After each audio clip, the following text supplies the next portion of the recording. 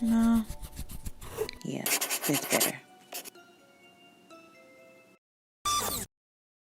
Hey, we are back with another Q&A. Thank you so much for submitting your questions. This is the second Q&A that we are doing / have done.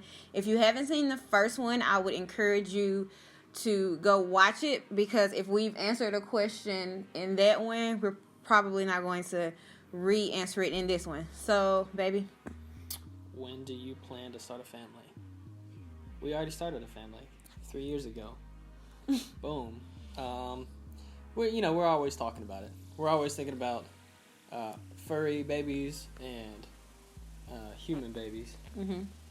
So, but with we'll definitely get a pet before we have a baby. Yeah. When will we have a baby? We don't know. We're not planning to have one. Probably realistically anytime soon. Just. I don't know. Don't ask us that question. I think we both have days where we're ready, but right. then it ebbs and flows. Right. So yeah. I would say we'll probably have 5 kids within the next 4 years. No. I'm saying maybe 2 dogs, a cat, and 2 humans, because we're gonna have twins. Okay. The short end to that question is we don't know. We really don't know. We talk about it, but we don't know. Using only 3 words, how would you describe each other? I'm gonna let you take this one first. How would I describe you? That you are... Okay, let me preface this by saying that obviously more than 3 words describe John. Sure. So, in this moment, probably reflecting over the last week, the 3 words that I'm going to use probably are hot, fresh words because of something that had happened this past week. So, 3 words, I would say...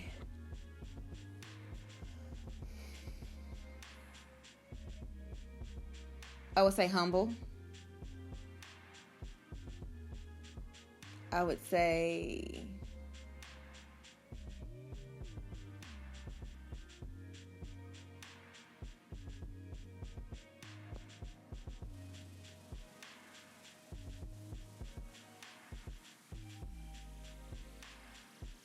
intelligent. And I would say compassionate. Yeah. You shouldn't take long, because it took me a whole minute. So you should have yours ready. Took one of mine. I was going to say compassionate. Okay. Selfless. And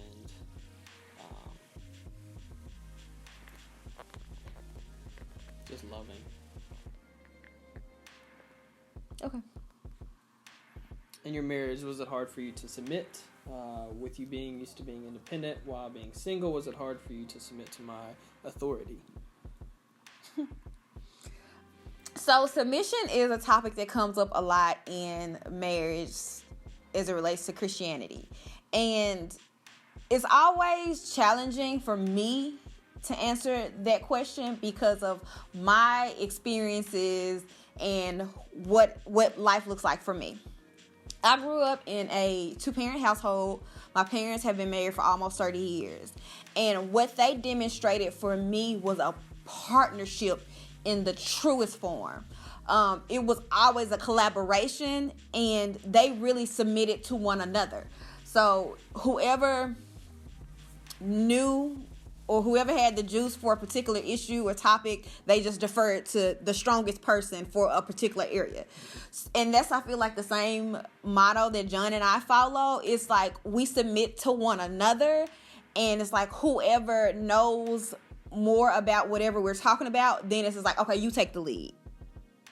I actually gained my independence in marriage. And I know that sounds really crazy and bizarre, but I really gained independence in my marriage, because how I feel, in my opinion on the thing, is God created me and God created John. We are individuals, and the two becomes one. But that doesn't mean that I lose myself, that I don't have an identity, that I don't have an opinion, that I don't have things that I like, that I don't have, and same for him. So coming into marriage is like I have more freedom to live. Like, because I love him and because I don't want him to be stressed out or worried about me, if I do something, I'm like, hey baby, I'm doing this or doing this, or and vice versa. He'll be like, hey baby, I'm doing this and I'm doing this, just to be courteous. But I don't feel like I have to call him and ask his permission to do anything. Same for him. He doesn't feel like he has to call and ask my permission. Now, he could call me or I could call him and be like, hey baby, I'm about to do this, and he could be like, oh, but I was hoping that we can do this, and I can be like, okay, cool, that's fine, I'll cancel my plans or cancel whatever I have to do, and then we can, move forward like that. But I think we're courteous to each other. I think we're respectful, courteous for the most part. I think we're respectful. I think we love each other. I think it's a true partnership, and I think because all of those things are true for us, the way we move around is different, and we still have like our independence. Does that make sense? Yeah. So a few weeks ago, we heard this sermon that specifically dealt with that passage of scripture in the Bible that talks about wives submit to your husbands love your wives, and then it goes on to talk about other delicate topics, and he frames it in the context of the time, and like how loving your wife was so controversial, in the sense of women were considered property at that time. Right. To love your wife as Christ loved the church was like radical, a radical thought. Yeah. And had he said, also submit to your wives, it would have been thrown out. But by saying love your wife, if you love someone, you submit to them and you consider them and are conscious of their opinions and wants and wishes. So, and then wives, submit to your husbands. I don't remember. I guess I was more focused on the husbands submit to your wife, or husbands love your wife part. But what was he saying about wives submit to your husbands? Basically in the context of, because of women were second-class citizens in society, so saying submit to your husband, it wasn't just like do what your husband kind of says, like be like a slave to your husband, but more so like the heart, your heart condition towards it, like right. Being genuine in heart, being pure in heart, being like loving and submissive in your heart, not just like a task or a deed. I'm gonna link that message in the description because that message was so good about. Even if you didn't ask this question, I think everyone should listen to that message, because that's just a delicate topic, right? Because women, yeah. And I thought the way that the pastor spoke on it was beautiful. It was so great. Beautiful. It was really good. How do you deal with disagreements? Do you wait until you've gotten out of your feelings, or right at the moment? Again, like the conflict. That one before. I think we'll give a brief answer. Okay.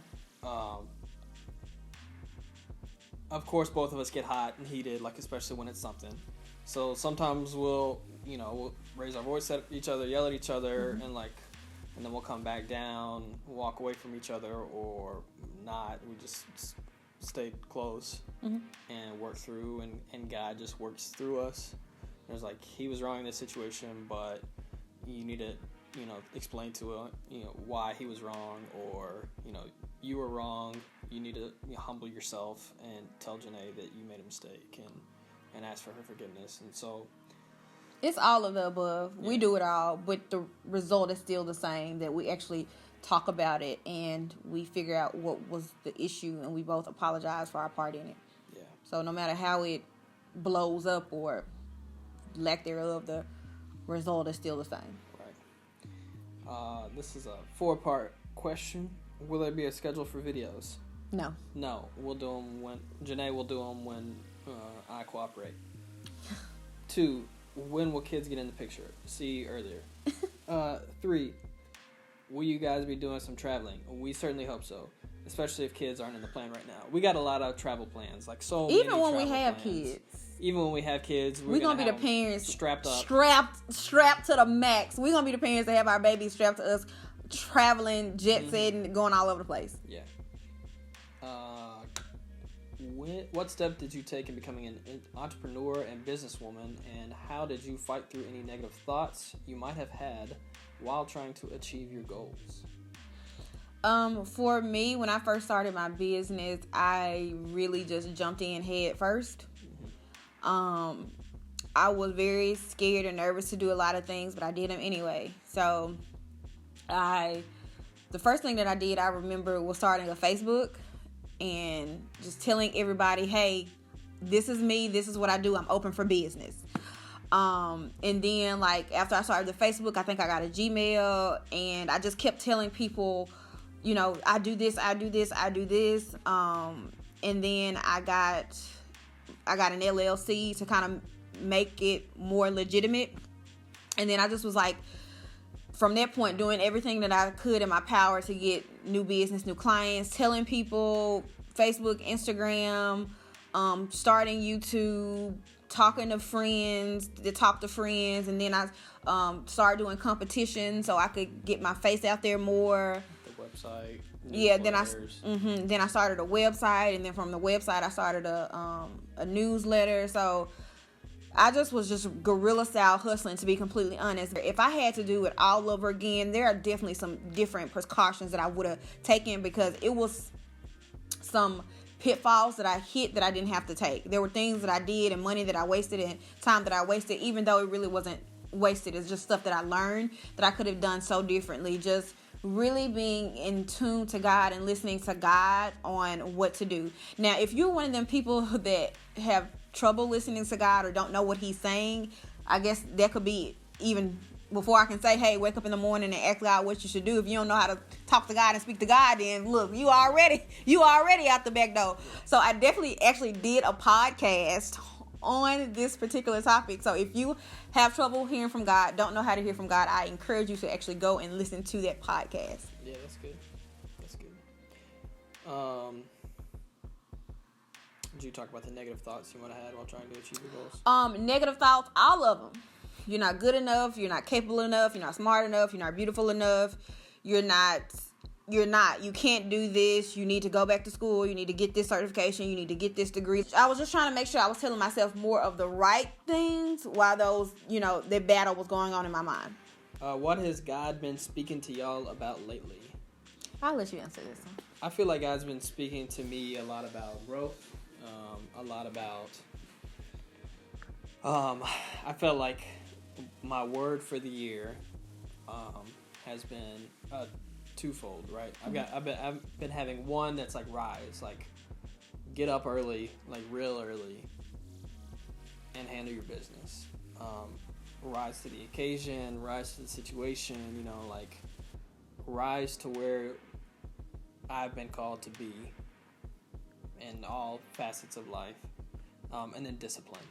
Like, I just really want to be more disciplined in all that I do, with getting up early, getting to work early, getting out of work, getting in the gym, being here for Janae, doing Bible studies, getting to church early on time, being plugged in, volunteering, being consistent with reaching out to friends who are back home or all over the country, just checking in on people and maintaining friendships and building new ones. So discipline in all areas of life has really been something that I've been working through with lately, and like just rising up and getting to that next level and everything. So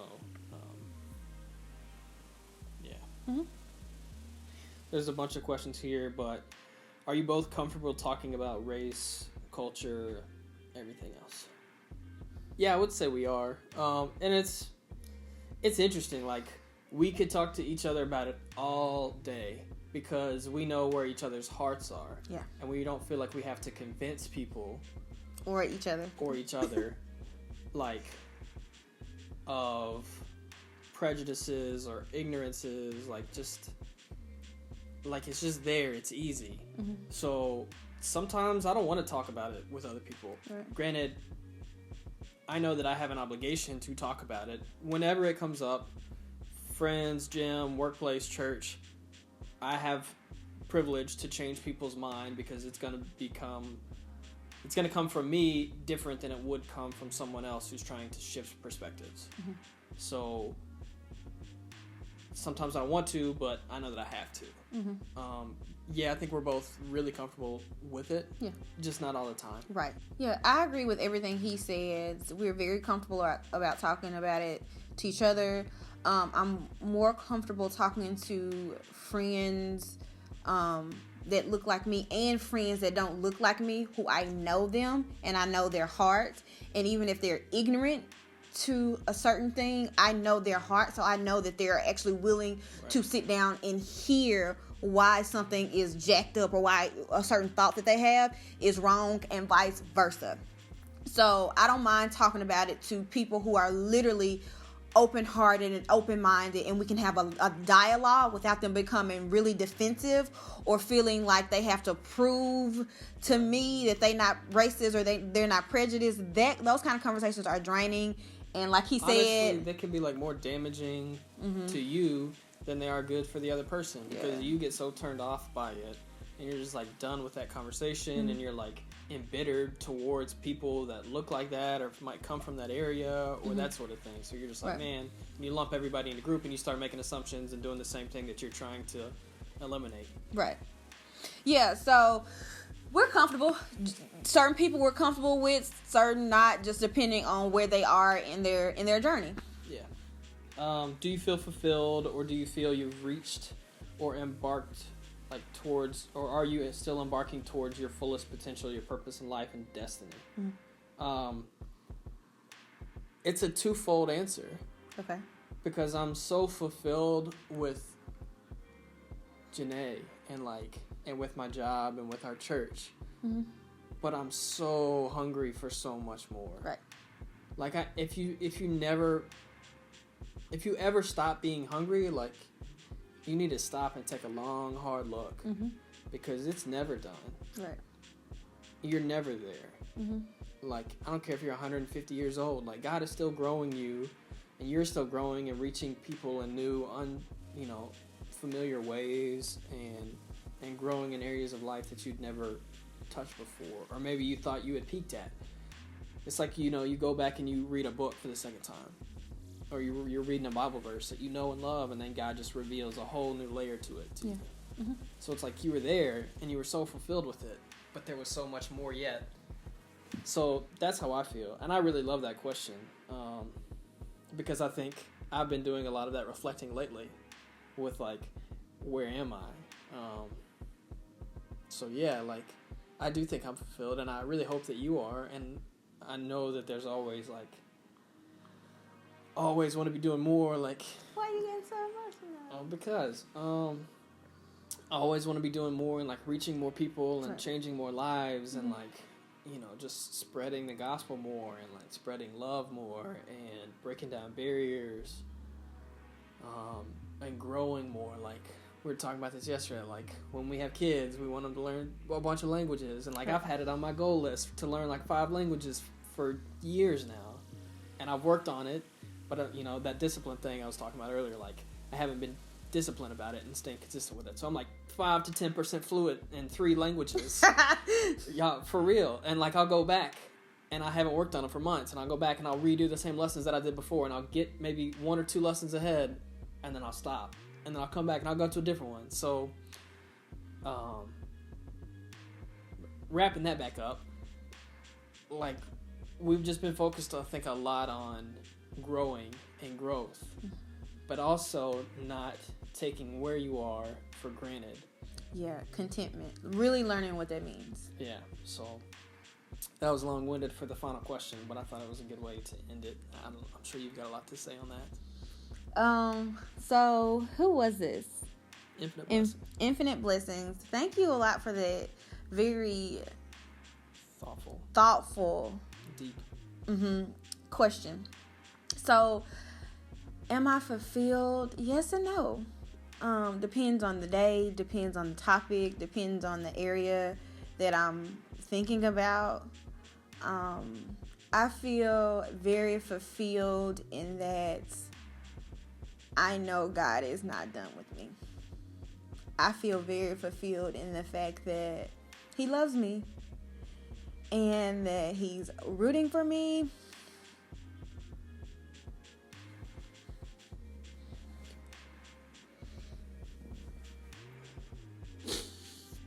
And that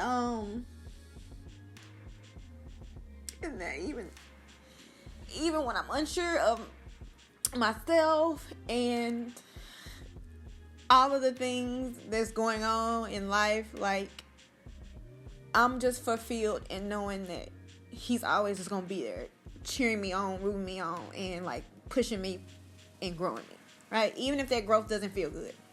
So I'm fulfilled in that. The areas where I'm searching and fighting and being tenacious and being like vigilant in to get fulfilled is just in the YouTube space, trying to figure out what that means for me, what that means for us, like setting those boundaries that I talked about in the previous video, and just trying to see or trying to follow the breadcrumbs that God gives me in impacting people's lives. Like, I really do think two things that I want to focus on now and in 2018 is discipline and impact. I never want to get so caught up in anything that I'm not pouring into other people and impacting other people's lives. So that's an area where I want to be more fulfilled in, impacting more people or impacting the people who I need to impact. And there's so much more I can say on this topic. That's something that literally I have been discussing for a couple months now. So that question was really kind of timely. You don't even know. Until next time, be blessed. Have a Merry Christmas. Happy New Year's. Yes. We'll be back. Yes. Love you guys. Bye.